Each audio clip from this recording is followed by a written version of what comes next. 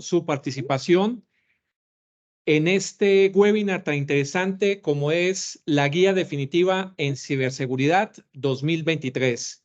Les agradecemos mucho su espera y damos inicio a este excelente webinar presentando a nuestro speaker invitado el día de hoy, el ingeniero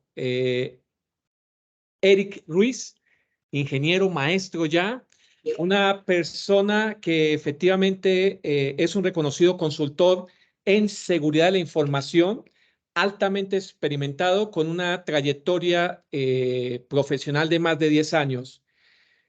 Eric cuenta con una sólida formación académica en seguridad informática, respaldada por una licenciatura en ingeniería informática, maestría en seguridad de la información.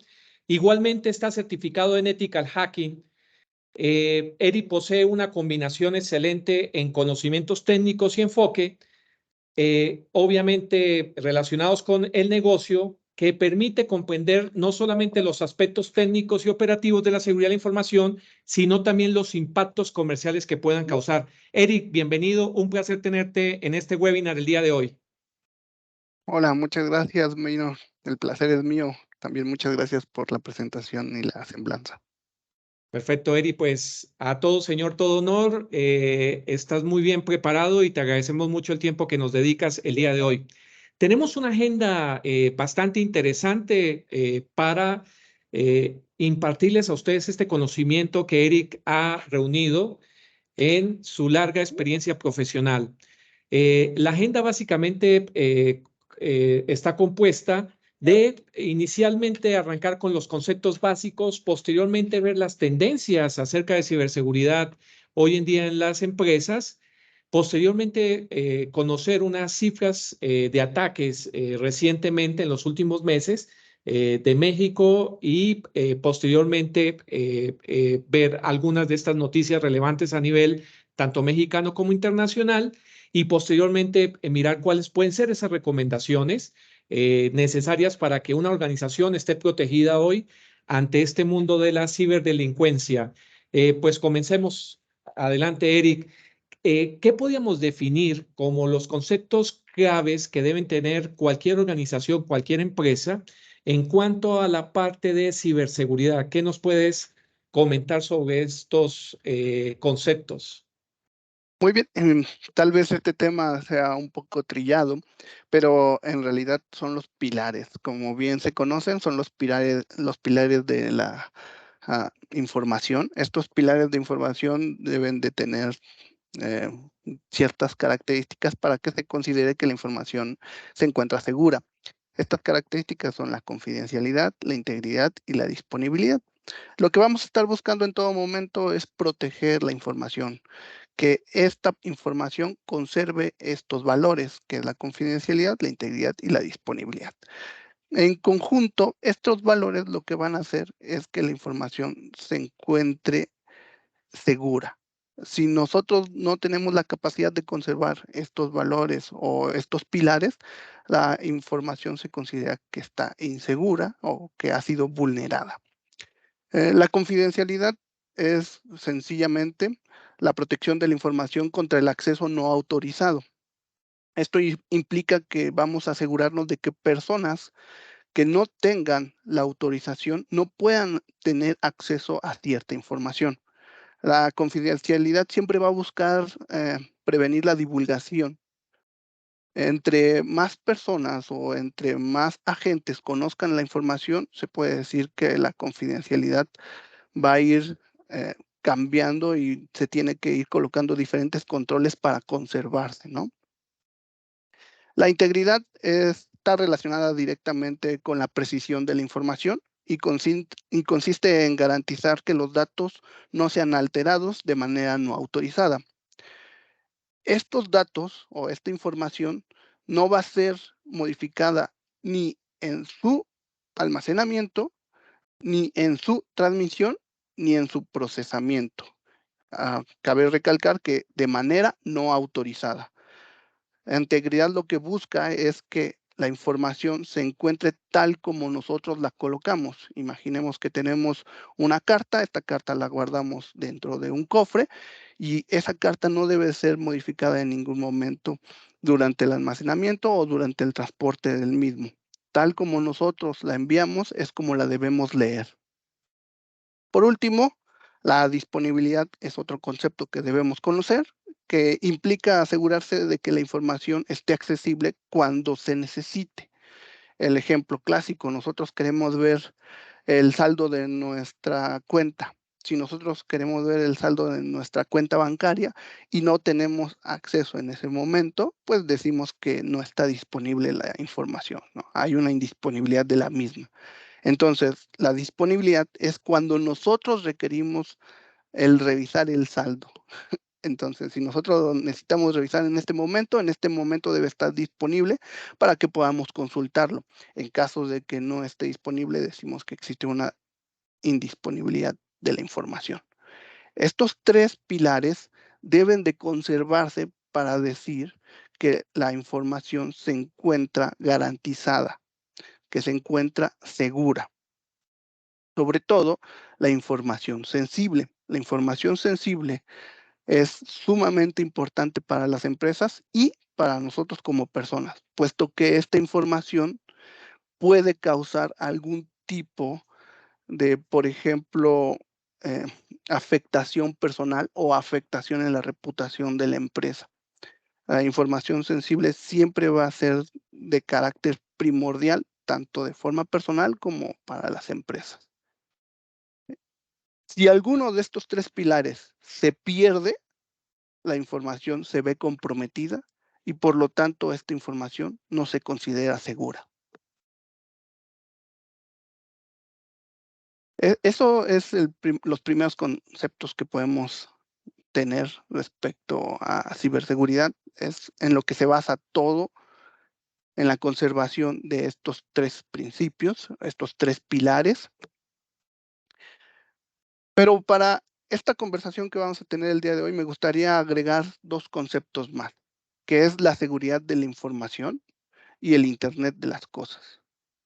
Eh, Seguridad de la información es la protección de la información contra las amenazas tanto internas como externas. Esto va a garantizar sus tres pilares que los acabamos de mencionar. Proteger la información va a garantizar su confidencialidad, su integridad y su disponibilidad. Si nosotros tenemos una buena seguridad de la información, quiere decir que vamos a tener los suficientes controles para proteger los pilares de la información y por lo tanto esa información se va a considerar que está segura, está en un entorno de seguridad de la información. Tenemos otro concepto más que es el Internet de las cosas. Me tomé la molestia de dar una especial atención a este concepto de Internet de las cosas, puesto que está creciendo enormemente la cantidad de consumo, tanto de parte de las empresas como de parte personal o de usuario final, del Internet de las cosas. El Internet de las cosas no es más que la interconexión de dispositivos físicos, objetos, sistemas. Hablamos aquí desde una lavadora, una secadora, una barredora, un foco, aires acondicionados. Estoy hablando de cualquier tipo de elemento que se pueda y tenga la capacidad de conectarse a una red. ¿Qué es lo que está pasando en la actualidad? En la actualidad todos estamos viviendo el boom de, por ejemplo, comprar un asistente virtual o comprar una barredora automatizada o comprar un set de luces o un set de seguridad para nuestro hogar. Estamos viviendo ese boom y con las nuevas tecnologías como es el 5G, que es una red que permite la velocidad y la transmisión de datos mucho mayor a las que contábamos con las tecnologías anteriores, pues este boom está pues volviéndose un peligro o una ventana para que otros puedan aprovecharse de este boom, ¿no? Perfecto, Eric. Muy interesante esto que comentas, sobre todo este último componente de Internet de las cosas, que como tú bien lo expresas, definitivamente todo ese cúmulo de dispositivos, de gadgets que podemos tener en nuestros hogares, en las empresas, definitivamente hay una información que puede comprometer la seguridad de las organizaciones. Entonces, interesante. Me gustaría ahorita arrancar con temas de las tendencias, porque sabemos que los ciberdelincuentes tienen una serie de actividades, digamos, ya reconocidas a lo largo de estos últimos años, porque se publicitan en los medios, porque recibimos capacitación dentro de nuestras empresas, donde nos dicen, oye, hay un tema de phishing, hay un tema de diferentes formas de vulnerar la seguridad. Me gustaría saber cuáles son las que se mantienen de esas tendencias antiguas y cuáles son las nuevas tendencias que existen hoy en el 2023 para que todos tengamos ese conocimiento fresco. Sí, claro. Nosotros estamos clasificando estas tendencias en los siguientes eh, 5 pilares principales, ¿no? O 5 tendencias principales. ¿Cuáles son estas 5 tendencias? La primera es el ataque en la nube, el ataque de los dispositivos IoT, como lo acabo de comentar, está volviéndose un boom importante, por eso es que se coloca aquí. La inteligencia artificial para ataques avanzados, los ataques a empresas para el secuestro de información y los ataques a usuarios finales. Esas son las 5 tendencias que tenemos actualmente. Vamos a aunar un poco en ellas, por ejemplo, en los ataques en la nube. En ataques de la nube nosotros tenemos la concepción o se ha planteado la concepción por parte de algunas empresas que venden este servicio, que si tú subes tu infraestructura hacia la nube o tus servicios hacia la nube, estos se encuentran en teoría seguros, puesto que es una empresa grande de renombre. Pero si nosotros leemos las letras pequeñas, podemos observar que la seguridad es compartida. La seguridad se brinda por parte del proveedor de la nube, pero también en gran medida es nuestra responsabilidad asegurar los elementos que nosotros tenemos hospedados en la nube. Esta nueva tecnología, que ya no está nueva, da la oportunidad de que los atacantes realicen, por ejemplo, ataques de fuerza bruta. Los ataques de fuerza bruta no es más que un intento automatizado de lograr tener acceso a áreas restringidas. Esto por medio del robo de credenciales a través de un diccionario de datos, por ejemplo, que se encuentre público. Lo que hacen los atacantes es buscar en bases de datos públicas y dicen, ok, esta empresa fue vulnerada y de esta empresa vulnerada se sacó este número, cantidades de cuentas con estas contraseñas. ¿Qué es lo que hacen? Recolectan esa información, la meten a un software y ese software lo que hace es intentar en distintos medios entrar con usuario, contraseña, usuario, contraseña. Es un ataque de fuerza bruta basada en diccionario. ¿Van a tener suerte? No lo sabemos. Por eso aquí en este punto se recomienda que no se reciclen contraseñas, que si utilizamos una contraseña para un correo electrónico, no la utilicemos para administrar los servidores, por ejemplo. También tenemos la negación de servicio distribuida. La negación de servicio distribuida la hemos visto actualmente. Eh, ¿Por qué? Porque son un grupo de máquinas que están controladas ya sea por una botnet, que una botnet no es más que un conjunto de computadoras que son zombies, que no tienen la capacidad eh, de dirigirse más que por un solo dueño o un solo cerebro. Se les obliga a estas máquinas zombie, por ejemplo, conectarse a un sitio específico. Ese número de peticiones que realizan la conexión a un sitio específico, pues provocan que el servicio no esté disponible para las personas que sí quieren consultarlo. También los ataques en la nube están totalmente relacionados con el secuestro de datos, que ya conocemos el famoso ransomware, que es un malware que secuestra la información y pide una una recompensa, ya sea monetaria o de algún otro tipo, ¿no? y la fuga de datos. Al tener nosotros hospedada la información en la nube, lo que sucede es que perdemos un poquito el control de qué estamos guardando. Las empresas que no tienen los controles suficientes para almacenar la información y poder registrarla, así como colocarla en lugares específicos de la nube, tienden a tener fuga de información porque no se sabe qué es lo que se tiene almacenado y cómo se tiene almacenado en la nube. Estos son los ataques de la nube. Respecto a los ataques IoT, pues tenemos lo que es el robo del dispositivo para convertirlo en un dispositivo zombie, que es lo que comentamos, está relacionado con los ataques en la nube. ¿Qué es lo que pasó? Eh, Tenemos el caso de lo que son cámaras y routers que fueron vulnerados por atacantes por medio de una explotación de una vulnerabilidad que se aprovechó de ella, convirtiéndolos en parte de una botnet. Entonces, este atacante tenía la posibilidad de ordenarle a los dispositivos IoT que estaban en su botnet atacar a otros sitios. Las personas que tenían sus dispositivos en su casa ni siquiera se enteraron, tenían sus access point, tenían sus modems y ellos nunca se percataron de que su modem o su access point o su televisión era parte de una botnet. Esta botnet fue desmantelada después de que se hizo una serie de estudios de cómo se logró vulnerar los dispositivos y bueno, lo demás es historia, ¿no? Se atrapó a la persona, pero bueno, muchos otros replicaron la información de la persona que está en cuestión.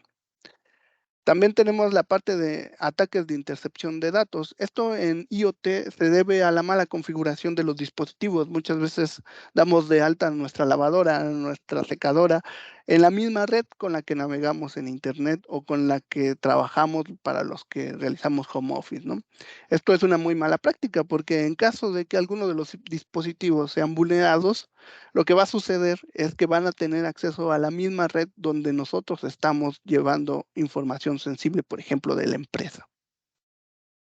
Algo que también está siendo muy común son los ataques físicos, esto debido a que anteriormente, pues, el IoT estaba destinado a lo que son las empresas, un entorno empresarial, pero posteriormente se fue abriendo hacia, por ejemplo, los hogares. Entonces, nosotros como personas muchas veces no tomamos la atención correspondiente.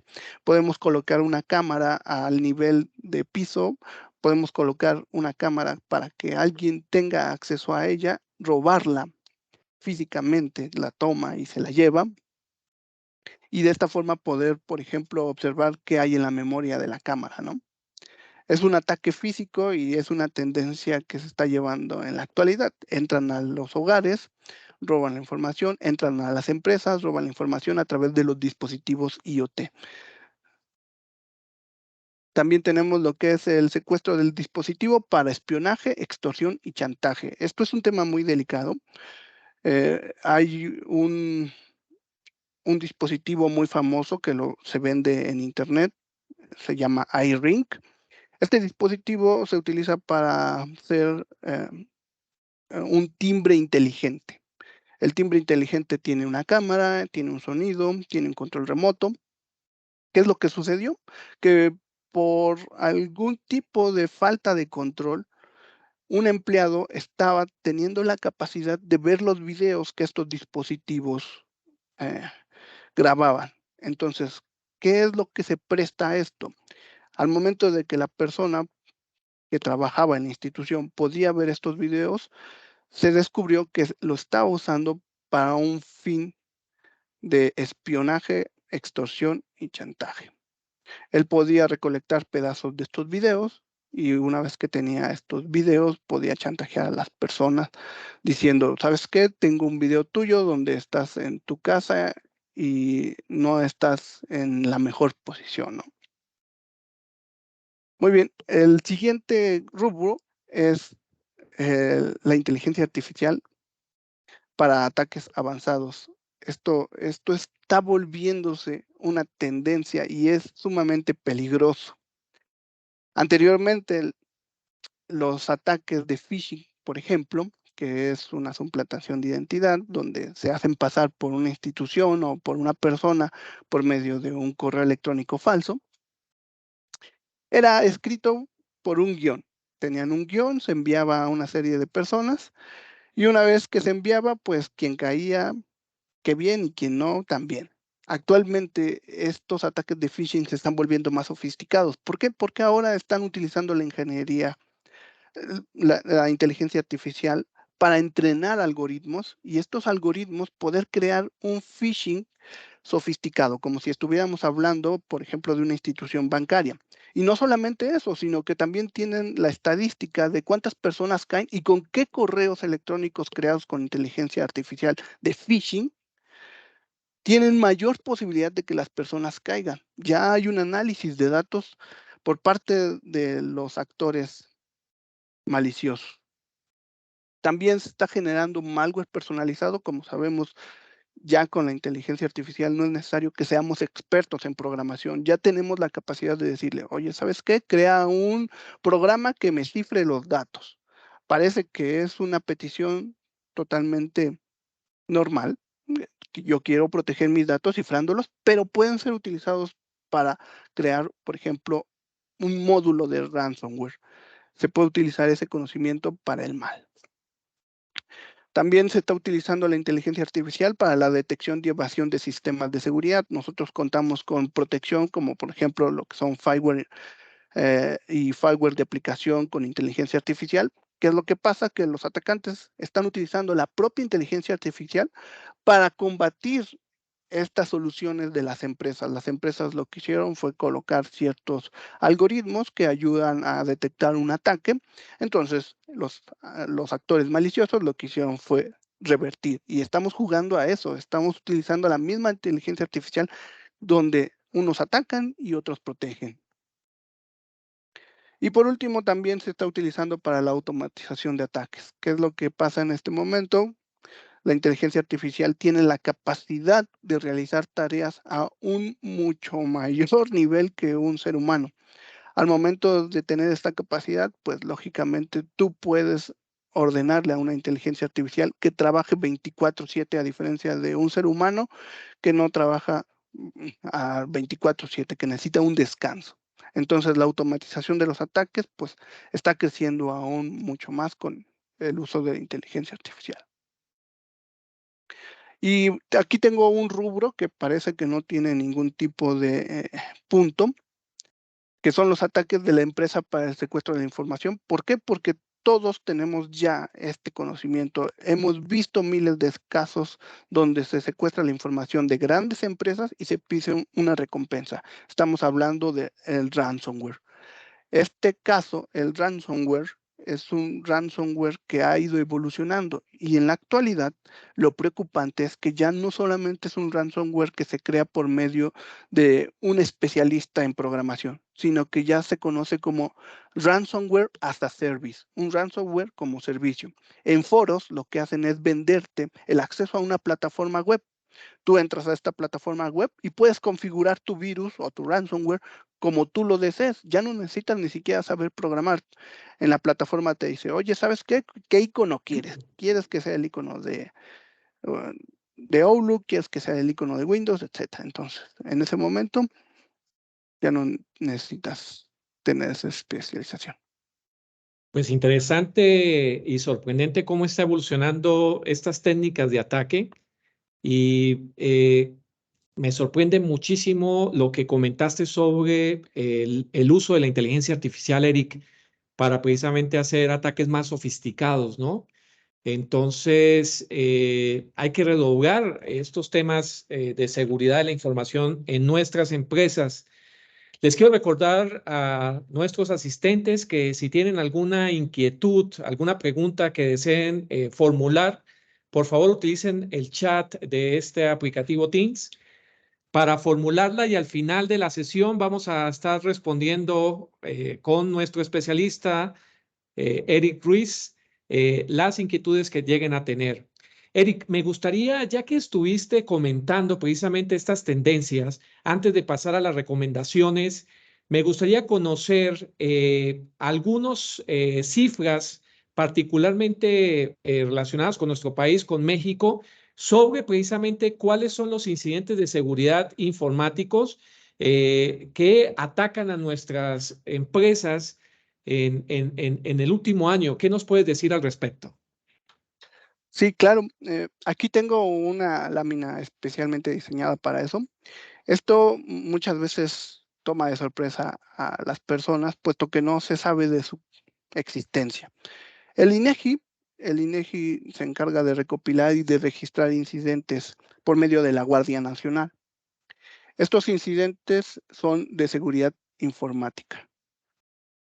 Muchos no sabemos que existe esta tendencia. Esta tendencia o esta estadística se encuentra en la presentación del Censo Nacional de Seguridad Pública Federal. Así lo pueden buscar en INEGI. En la parte inferior viene en donde pueden consultar estos resultados. Viene desde la percepción de seguridad pública hasta los incidentes identificados por lo que es la Guardia Nacional en el ámbito de ciberseguridad. Quiero que observemos esta gráfica porque está totalmente enfocada a lo que acabamos de ver en la lámina anterior, que son las tendencias. Podemos ver que está enfocada a lo que es la infección de código malicioso, que es ransomware, gusanos, bots, troyanos, rootkits, etc.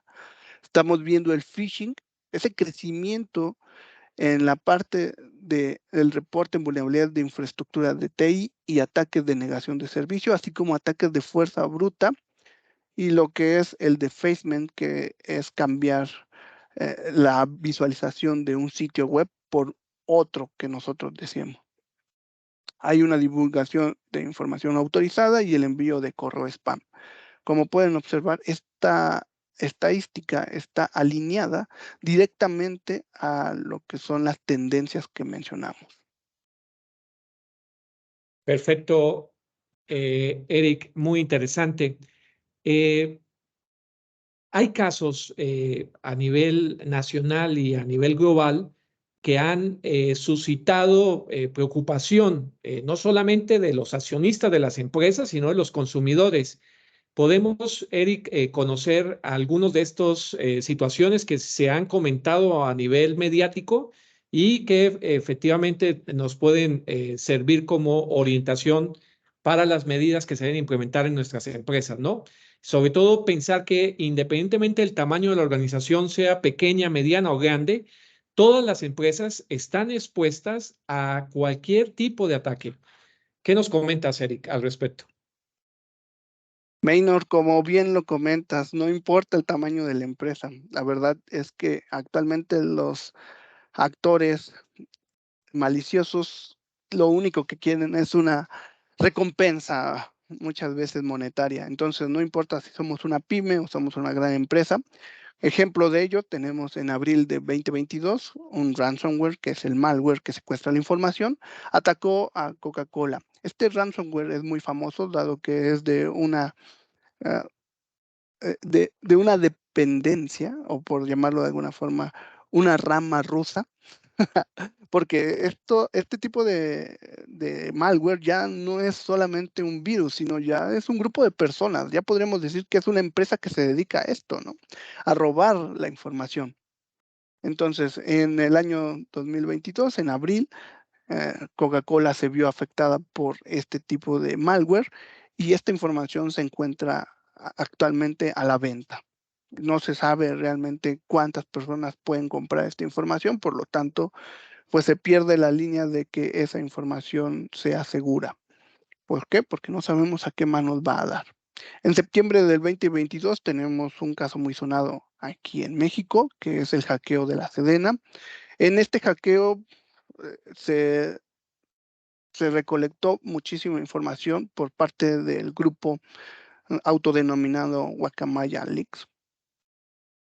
Estos, est- Estas personas o este grupo de Guacamaya lo que hizo fue publicar información, por ejemplo, de las personas que se encontraban enroladas en la Guardia Nacional, las operaciones que tenían en activo el ejército, parte de la salud del presidente de la República Y bueno, mucha más información que fue presentada en este caso.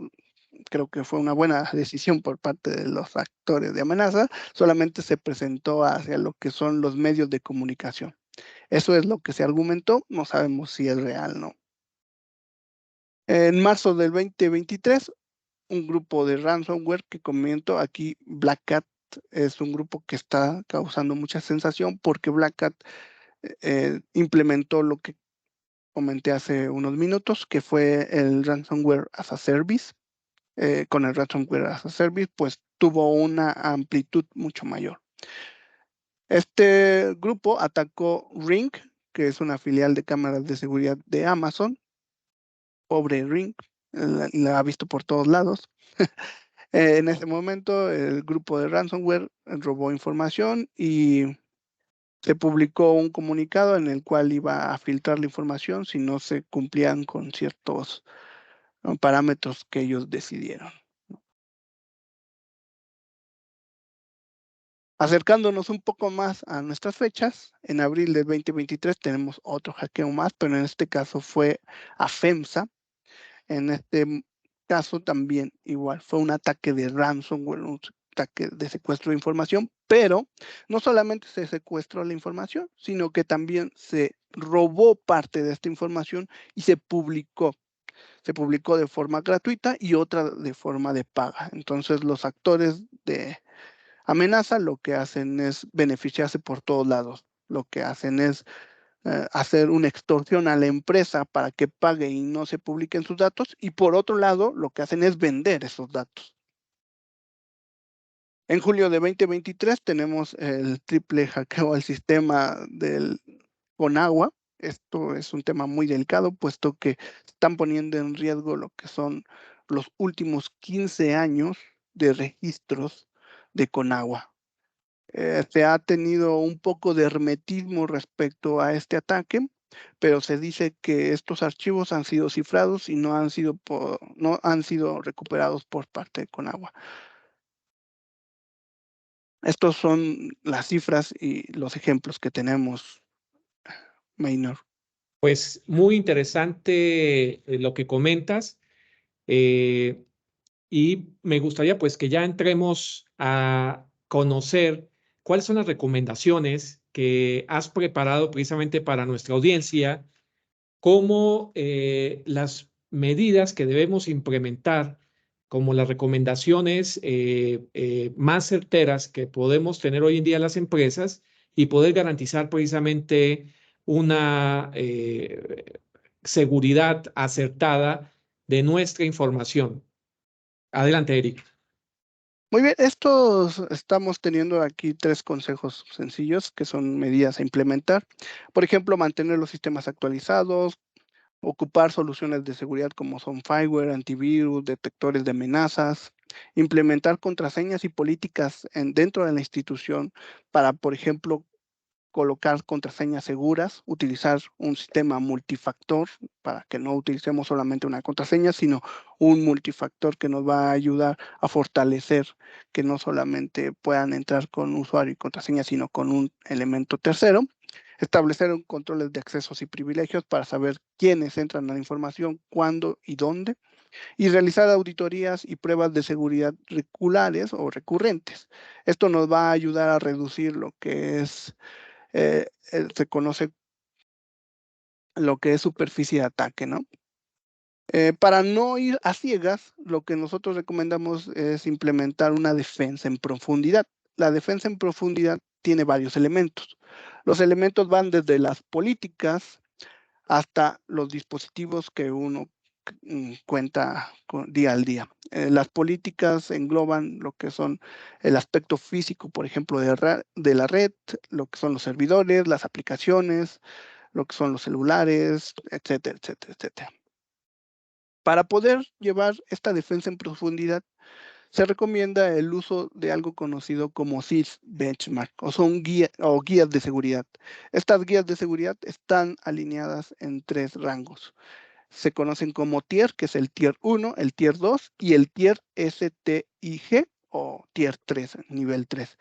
En el tier 1 se considera que son recomendaciones básicas que pueden ser implementadas de forma rápida y está diseñado para no tener un impacto en el rendimiento de la empresa o de la organización. En el Tier 2 se recomienda lo que son aspectos de diversos rubros en la organización.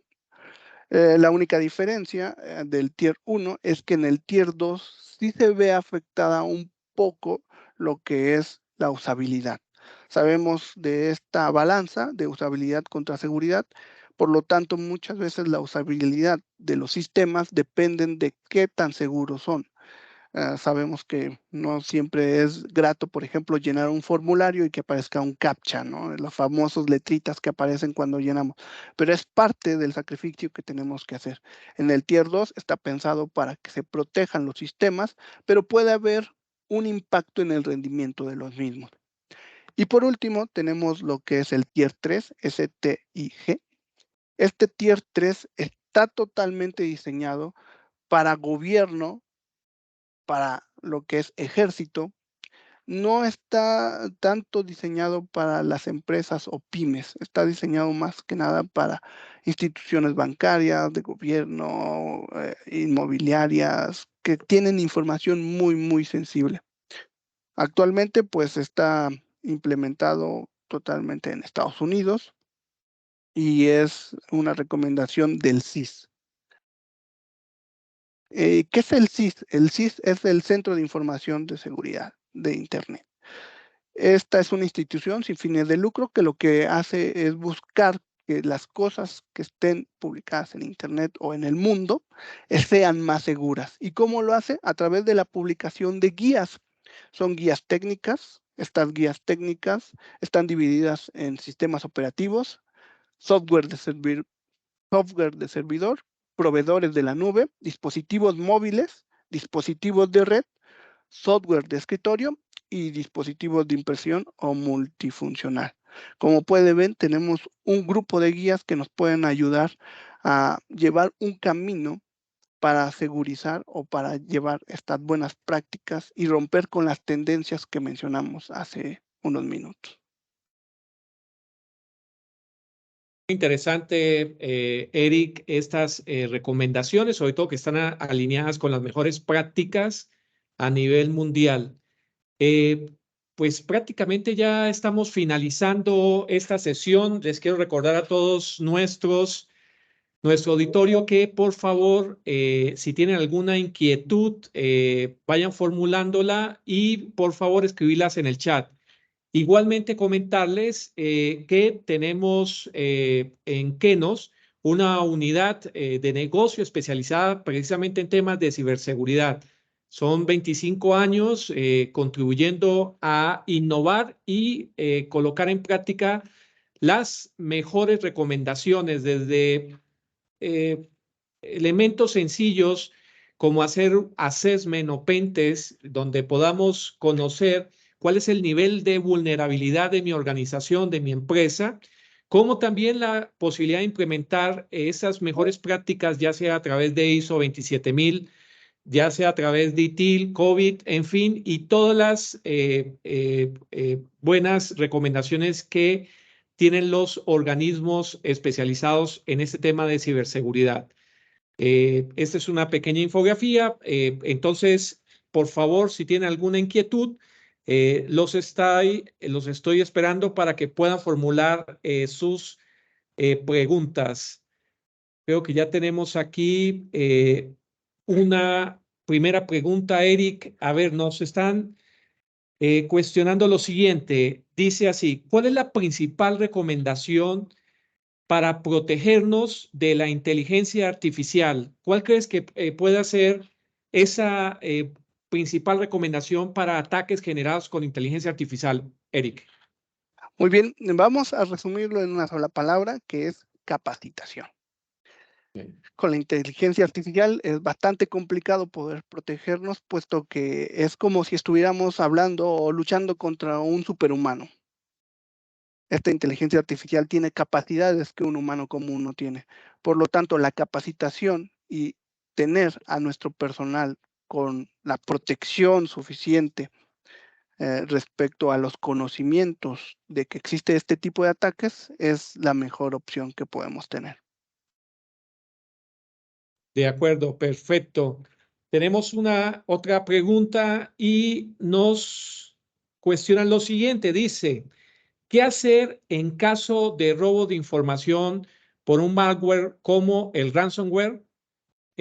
¿Cuál puede ser esos pasos que deben hacer las empresas si tienen este tipo de ataques de robo de información? Muy bien, tema delicado, pero muy importante. ¿Por qué? Porque les puedo decir que en este momento todos debemos de estar tomando ya acción.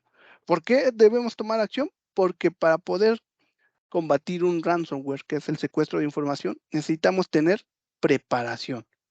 Y al decir tener preparación es, por ejemplo, crear nuestros backups, crear un respaldo de la información que consideremos importante. Y eso no lo podemos hacer después de que ya tenemos el ransomware, lo tenemos que hacer desde antes. Entonces, la preparación va a ser siempre la mejor opción. Tenemos lo que son metodologías, por ejemplo, para las empresas, que es el NIST, que es la respuesta a incidentes, que consiste en la preparación, en la detección, análisis, la contención, la erradicación, la recuperación y por último, lecciones aprendidas. Este es una metodología del NIST y es lo que podemos utilizar en caso de un ataque de ransomware. Perfecto. Pues Eric, ya no tenemos más inquietudes. Nuevamente te quiero agradecer el tiempo brindado. Muy interesantes todos los conceptos. Sobre todo, me llamó mucho la atención lo que comentaste sobre Internet de las Cosas y el tema de inteligencia artificial, ya como tú dices, a dos bandos, los bandos buscando cómo protegerse y el bando buscando cómo atacar. También quiero agradecer especialmente a nuestro auditorio. Les agradecemos mucho su presencia, su tiempo. En la siguiente lámina van a encontrar mi correo electrónico, mi número celular.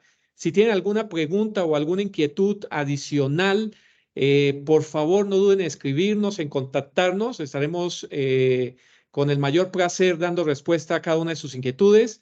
Les agradecemos en nombre del Grupo Escanda su asistencia y les deseo que tengan un excelente día. Muchas gracias a todos.